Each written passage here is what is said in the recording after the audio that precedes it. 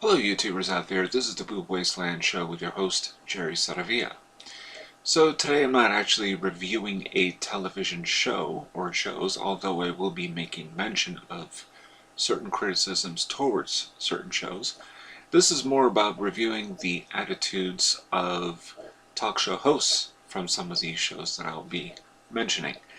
So somehow we're going to go from Bill Maher to Ayaan Hirsi Ali to Sam Harris to Jack Van Impe. So essentially two talk show hosts and guests on one of these shows anyway, certainly not both, and talk about what's really going on, because what binds all of these particular talk show hosts together is the fact that, and their guests, is selective outrage. And that's something I like talking about because in this country we have a habit of being selectively outraged by certain people and not by others. And it's always curious to me why that is. So, let's start with Bill Maher. Now, as most of you know, Bill Maher is a stand-up comedian. And he has his own show on HBO, Real Time with Bill Maher, which is on every Friday around at 10 p.m. It's a live show. So a couple of weeks ago, I think now 3 weeks ago, Bill Maher ran into a little hot water, to say the least. He, on his show, was a guest author Sam Harris, and on the panel of guests was Ben Affleck, was one of them.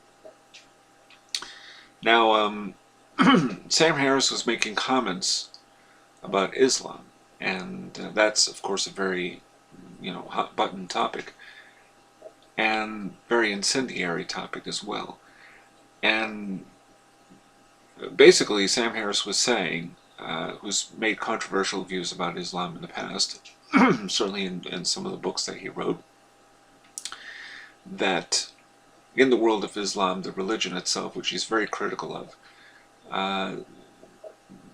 there are people that practice this anti-tolerance, essentially, and that there's a lot of hate and violence in accordance with Sharia laws and essentially Islam, the religion.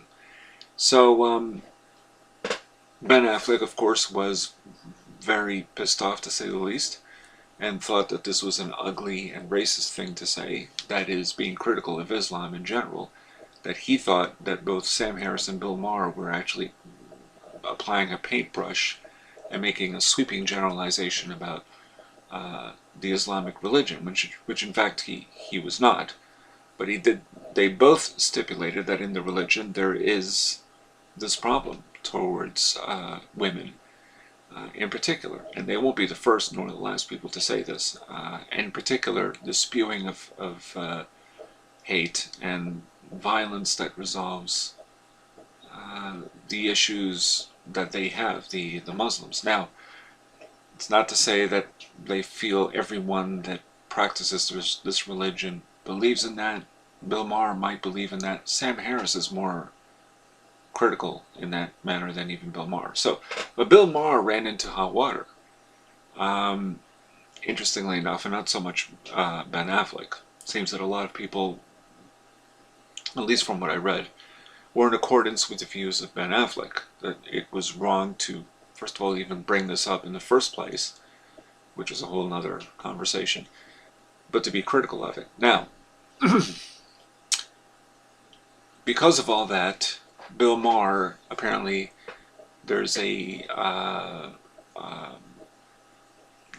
a campaign, but a petition that he cannot be the commencement speaker because he's been selected as such at Berkeley. The students there feel it wouldn't be right for this man, who they feel spews hate and criticism of Islam, to be their commencement speaker. Now, what's interesting is that, first of all, Bill Maher has spoken about Islam and has been critical of the Islamic religion for quite some time. This is not the first time. As I've watched Real Time Bill Maher for many, many years, and I can tell you he criticizes religions in general Certainly not just the Islamic religion. So, but for some reason that's the real incendiary topic, one you have to be extremely careful of discussing in our current climate. Now, this has happened before, not to Bill Maher, but to Ayan Hirsi Ali. And she's been a guest on Bill Maher's show at least a couple of times. And she's a Somali-born American, formerly Dutch activist, writer, and politician. She is known for her views critical of female genital mutilation and Islam, and supportive of women's rights and atheism. And she did work on a movie with a director who was slain, Theodore Van Gogh, a movie entitled Submission back in 2004, which of course was critical of Islam, provoked controversy, death threats were made, and Van Gogh was assassinated later that year by a Dutch Muslim. Now, Ayan herself had this traditional procedure performed on her, the female genital mutilation. Now, the interesting thing, the reason I bring her up is that she herself was disinvited to Brandeis University. So it seems that if you're critical of the religion, you're not invited. And yet she had been through what, well, let's say a percentage of women had been through, who were Muslim, under the Sharia laws and all this other stuff. She went through it. And somehow, being critical of it and having gone through it, she's disinvited. So, now, Sam Harris was the one that was really vocal on Real Time with Bill Maher. He's the one that really laid out his antipathy towards the Islamic religion. Not to say, once again, that he was making a sweeping generalization, but just that the religion itself has hate spewed from its laws, from the laws towards people who are either part of the Nation of Islam or a Muslim or what have you. Again, I wouldn't know enough about this, so I am not going to make certainly a criticism about the Islamic religion. But nonetheless, Sam Harris is the one that really laid it out. And since he's not as famous as Bill Maher is the one that gets all the hate mail, not Sam Harris, and certainly not Ben Affleck, who pointed out that they were being racist for what they were saying. Nevertheless, Bill Maher has been critical of religions for so long, he even made a documentary called Religulous. So, this is nothing new. I knew this is how he felt. And yet, everyone is acting like this is the first time they hear it. Sam Harris seems that he's mostly been criticized and debated on by the Huffington Post. And part of the controversy with him is whether critics of Islam are unfairly labeled as bigots. Imagine that. Now, how does this all lead to Jack Van Impe? Alright, I'll tell you. This is where selective outrage comes in. Jack Van Impe is an American televangelist, and he has a half-hour weekly television series called Jack Van Impe Presents. He has a co-host, his wife Rexella, and I ran into this show by accident about a week and a half ago. It was on Thursday night, so here on the East Coast it was like 1 a.m. It's a half hour long, and he is venomous. I mean, he's not angry, but it's very subtle, very nuanced. I mean, he has this whole act down pat, this guy. He's a riveting host. I gotta say that much for him. You watch him and you can't take your eyes off this guy. He has an amazing voice. He just... he's natural for what he does. He knows how to sell the message. Christianity, Catholicism, above anything else, they are the religions that people should practice. Jesus loves you. He absolves you. You know, all this. This is how he ends every show with a prayer. Now, the interesting thing is that he's very critical of the Islamic religion. Very critical. And so is, in fact, Dr. Ben Carson. an ultra-conservative. Cuba Gooding Jr. played him in a TV movie about a year and a half ago, if not more. So they bring up the quotes, the Sharia laws, they bring up how there is all this violence, the intent of violence to commit violence against those who are not Muslim, who are not part of the Islamic religion, who deviate from it.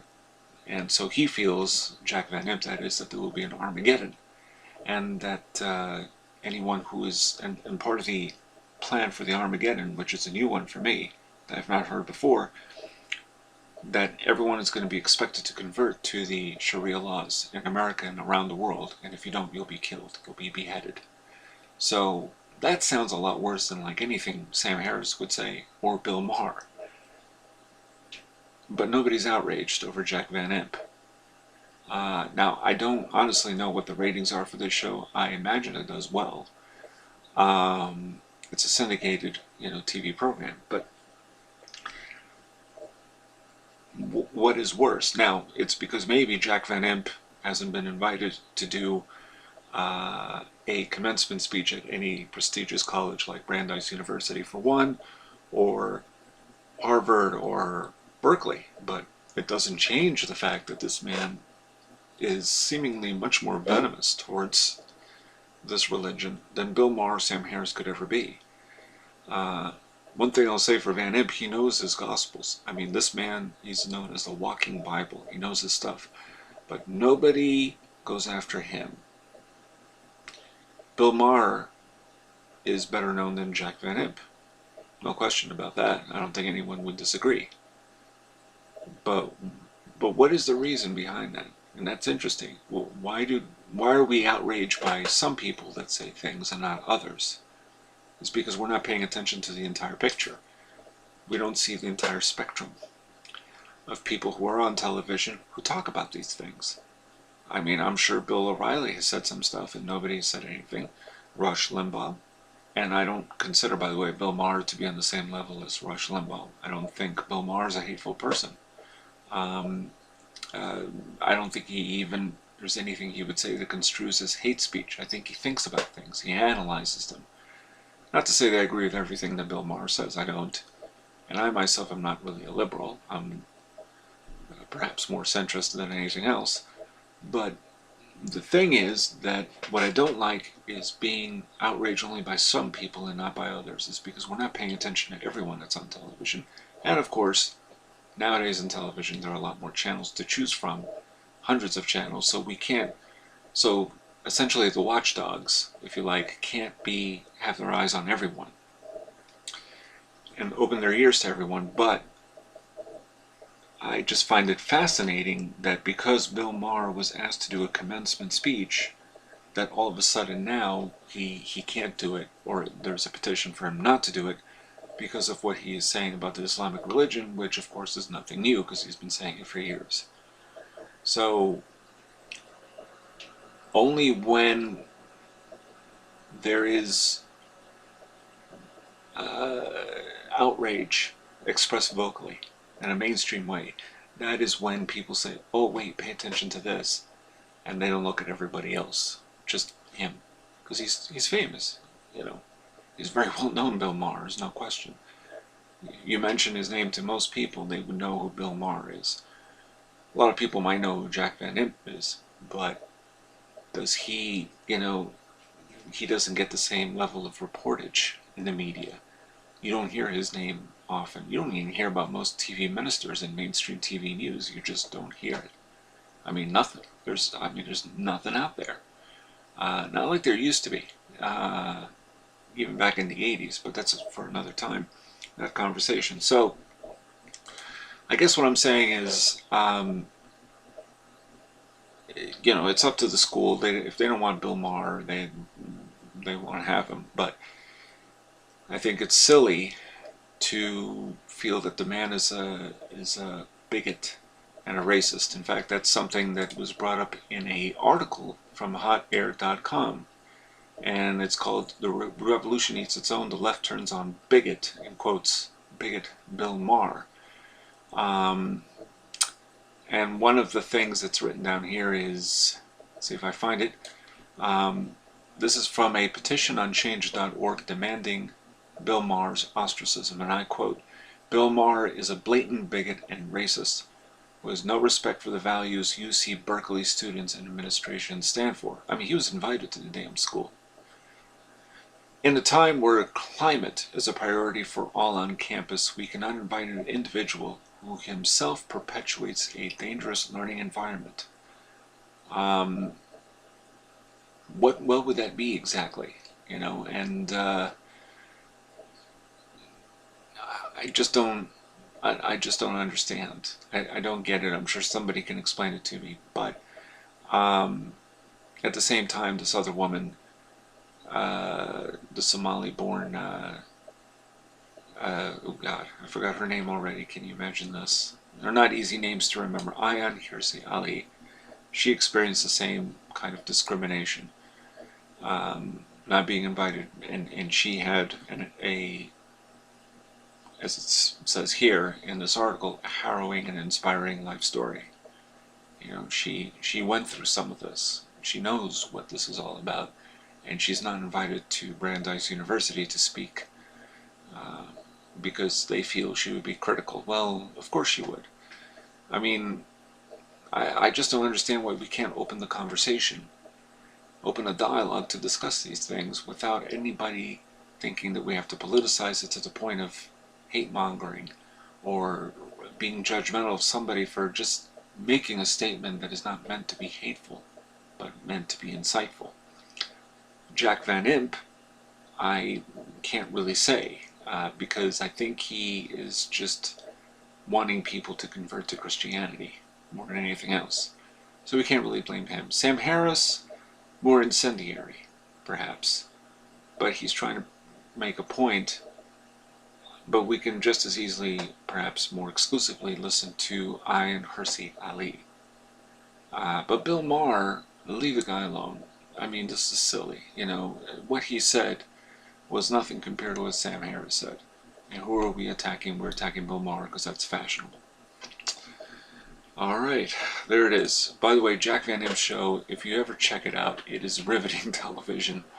I've not... I don't even... Wow. I'm not a particularly religious person myself. I mean, I am Catholic.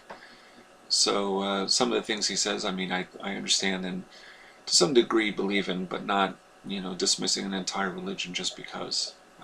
But to each their own. This is a hot button issue and everybody's going to be divided on it. So there you have it. And this is the Boob Wasteland Show with your host, Jerry Saravia. Signing off.